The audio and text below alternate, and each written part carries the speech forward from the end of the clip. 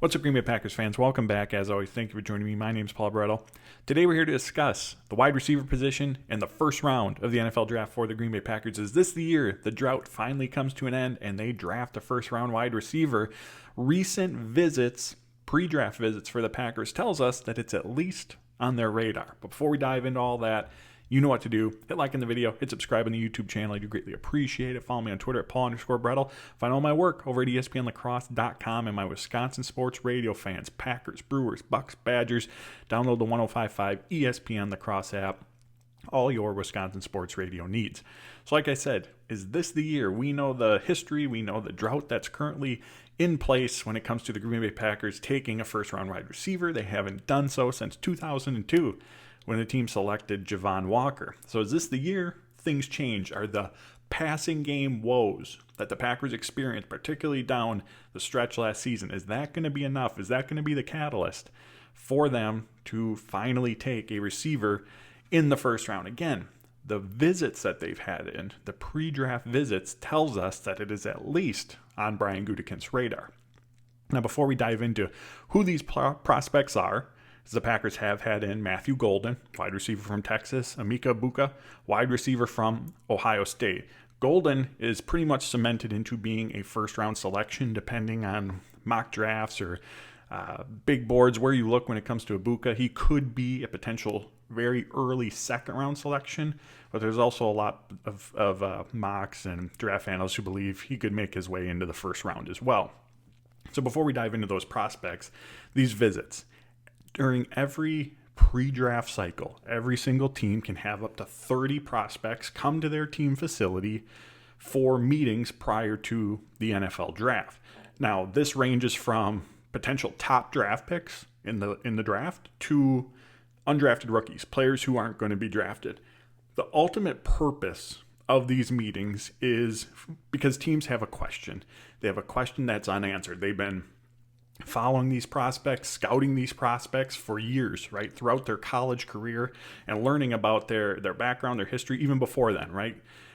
But there's still a question or two that maybe is unanswered as each team is putting together the puzzle, right, of who this prospect is, how can they help us, things like that. So they bring these prospects in to put that full picture together for them. So this can include medical rechecks. The conversations can be around film, right? Going through film, having the player take them through what were they seeing on a specific play? Why did they make the decision on the field that they did?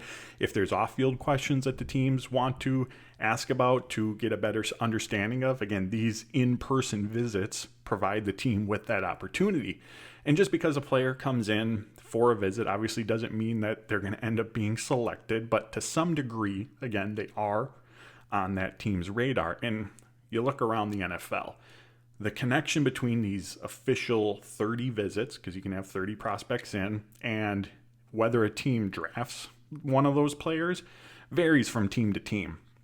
But with the Packers, under Brian Gutekunst, again, it's far from the be-all, end-all, but it is at least noteworthy. If we look at the last three draft cycles, so 2022, 2023, 2024. Obviously, the Packers have had in 90 prospects during that span, 30 each year, on these pre-draft visits. And almost 25% of those 90 players have ended up on the Packers roster in some capacity. Now, that could be the Packers drafting them. That could be the Packers signing them after the draft as an undrafted rookie. It could be that player going elsewhere initially, being released, and then the Packers bringing them in. Again, almost 25% of these visitees over the last 3 years have ended up on the Packers roster in some capacity. So that's the purpose of these meetings. Ultimately, there's a question or two that the team still wants answered. So they bring the prospect in to get clarity, to help from the team's perspective, again, them complete that scouting report puzzle that they're working on with each individual prospect. And there is at least some noteworthy connection between the players who are brought in and who the Packers end up adding to their roster. So again, not the be-all, end-all by any means, but I would put it in the noteworthy category, right? We make note, pay attention to it, and say, okay, let's keep this in mind as things continue to unfold and as the draft ultimately takes place. So with that in mind, like I said, Matthew Golden, wide receiver Texas, Emeka Egbuka, wide receiver Ohio State, First round pick in Golden for sure, potential first round pick in Ibuka have been in for visits with the Green Bay Packers this offseason. So just a little bit about each of those receivers, Golden and Ibuka. Golden brings a ton of speed to the NFL. He ran a 4.3 40 at the NFL Combine. He meets the height weight thresholds that the Packers covet at the position. We know they typically prefer to bring in those bigger bodied wide receivers. He measures in at 5'11", 191 pounds. He spent 2 years at Houston, where he was featured heavily in that offense before transferring to Texas for this 2024 season, where again, featured heavily and a very, very reliable target. Golden would catch 70% of his 83 targets last season and averaged a hefty 17 yards per catch. 22 of those 83 targets came 20 plus yards downfield. So we go back to our last video where we just discussed the Packers' need for finding a new vertical presence within their offense while they're without Christian Watson. Again, go rewatch the video. We dive much deeper into it, including options on the roster who could potentially fill that role. But you look at Matthew Golden, his production, his opportunities at Texas last season on those downfield targets, his 4.3 speed. He's someone who could come in right away and help the Packers have that downfield presence while they are without Christian Watson. Now, having said that, that is not the only way that Golden can impact the game. He was a threat at really all levels of the field. He had a pretty equal target share from within 10 yards of the line of scrimmage, those intermediate routes in the 10 to 19 range, and then again on those downfield targets. And that's an important element to the Matt LaFleur offense. He also has experience playing on the slot and on the boundary as well. That interchangeability is what Matt LaFleur wants. We hear him throughout his tenure as a Packers head coach refer to the illusion of complexity, right? Where you're able to run a variety of plays from just a few formations. You're able to run like plays that start out similarly but end up quite different. All that does is keeps the defense guessing, keeps them off balance, adds some unpredictability to your offense. And in order to have that element within your offense, at the pass catching positions, the skill position players, versatility.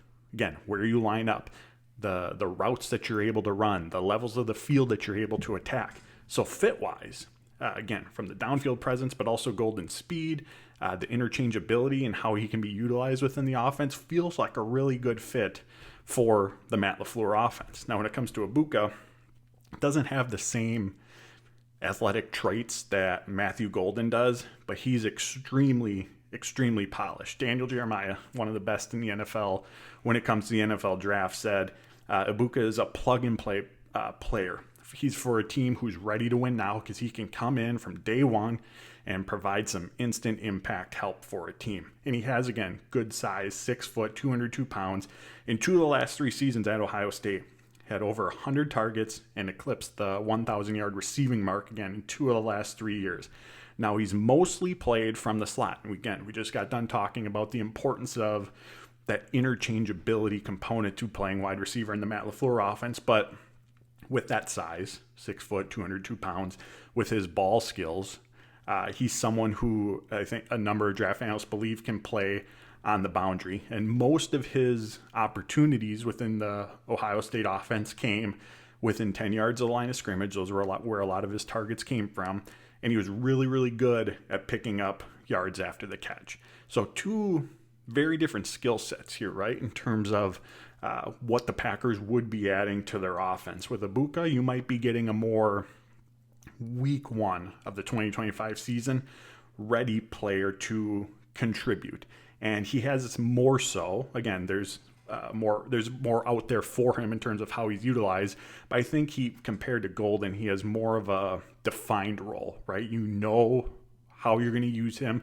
You know the areas where he can really provide your offense with a boost.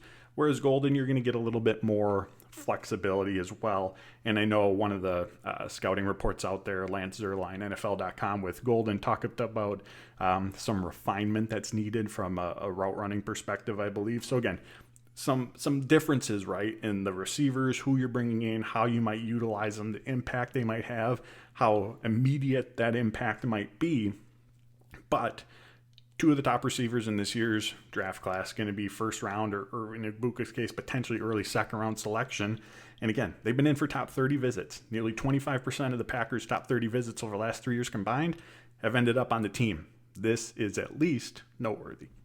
And what the Packers are searching for, right, at the receiver position, we know it's consistency. And ultimately, as Brian Gutekunst talked about, it would be great to have someone move into that wide receiver one role, being that go-to option within the offense, regardless of the situation, down and distance, whatever it might be.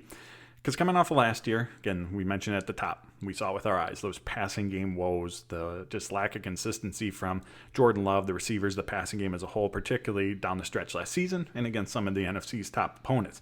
But throughout the year, drop passes, major issue. Packers were among the league leaders in that category. I still remember coming out of that loss to Minnesota in Week 17.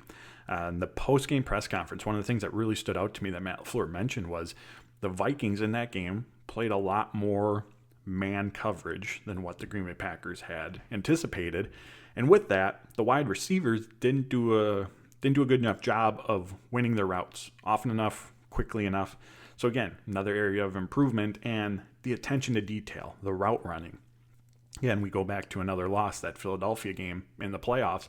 Well, we saw the interceptions that Jordan Love threw. Matt LaFleur, after the season, recalled, again, like as is the case in most instances, it's not always only on the quarterback. On that interception down the right sideline that Darius Slay made, Matt LaFleur mentioned, and I think that was Dontavian Wicks running that route, needed to do a better job of stacking the cornerback, getting on top of him to create a larger throwing window for Jordan Love to drop the ball in. On the interception over the middle by linebacker Zach Bond, LaFleur mentioned, Malik Heath, instead of running the route at 20 yards, he ran it at 15. Obviously, that's going to drastically change where the receiver's positioned versus where Jordan Love thinks he's going to be and where the ball is headed. So, yeah, these are obviously just a few examples, but the fact that they occurred, right, as often as they did in these big moments tells us that these are reoccurring issues, something that the Packers had to navigate throughout the course of the season, probably even at times when they were winning games, at times when the offense was still putting up points, because most likely these issues, for lack of a better term, don't just pop up, right? They don't just come out of nowhere in Week 17 in the playoff round. They've been bubbling, they've been boiling underneath the surface for probably much of the year. So that's what this Packers team has to overcome. And regardless of whether the Packers take a first-round receiver, second-round receiver, whenever they may add someone to that room, I think the expectations on the outside of who's coming in, the impact that is there, should be tempered initially, right? They just don't foresee a scenario, and again, could absolutely be proven wrong, and one of these players could develop into that guy. But I just don't see a scenario where one of these draft picks, again, comes in and boom, here's wide receiver one, problem solved, Packers have their go-to guy.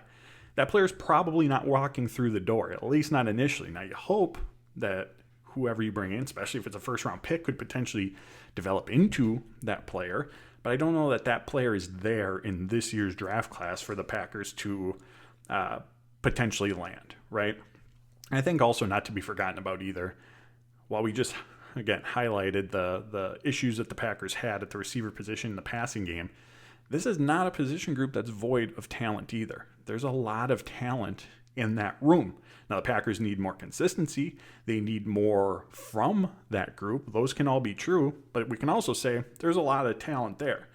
And to expect again, even if it's a first-round pick, to come in and be ahead of those receivers from these receivers on the Packers roster who have been in the NFL, who have been in Matt LaFleur's offense for 3 and 4 seasons now, that's a tall ask, right? Jaden Reed, Romeo Doubs, Dontavian Wicks, Malik Heath, they're all going to be more comfortable in Matt LaFleur's offense than an incoming rookie during training camp in the early portion of the season, most likely. They are going to be more comfortable with going up against NFL cornerbacks, seeing NFL coverages, right? Seeing the adjustments that defenses make and how they defend them. They're going to be more comfortable in how they go through practice, how they go through their weeks, how they put themselves in a position on a day-to-day basis to be at their best on Sunday. That's just part of the learning curve that comes with the NFL. So you have talent, you have experience at the NFL level within the Matt LaFleur offense. It's going to give the players, the receivers on the Packers roster, a very big head start in regards to, again, pretty much any rookie who comes in. So I think the expectations in terms of the impact that this player can potentially have right away, at least from being wide receiver one, problem solve, we got our guy, again, temper the expectations in that regard. And as we've talked about before, competition within that room, like we saw in 2023, when you bring in Wicks, Reed, Malik Heath, is ultimately going to have to be the catalyst for this Packers wide receiver position. You hope that if you bring in a first, second, even a third round selection at the receiver position, that it raises the level of urgency, right? Because now there's some players who are fighting for a roster spot. There's going to be players who are fighting for playing time. In the course of a game, you're going to be fighting for targets. You hope that that added competition raises the level of urgency, and in turn, that then raises the level of play for this wide receiver group. Ultimately, we've talked about before, I've written about it, that's what's going to have to be the catalyst for this Green Bay Packers wide receiver unit this season. In addition, can absolutely help. But the internal growth of those who are on the roster is probably going to end up still having to be the biggest area of growth opportunity for this Packers team when it comes to improving the wide receiver group, their play, and ultimately the passing game. So there you have it, my friends. As always, I really, really appreciate you tuning in. If you made it this far, you might as well hit like. You might as well hit subscribe on the channel. Follow me on Twitter at Paul_Brettel. Find out all my work over at ESPNLacrosse.com and download the 105.5 ESPN Lacrosse app. Till next time, friends, take care.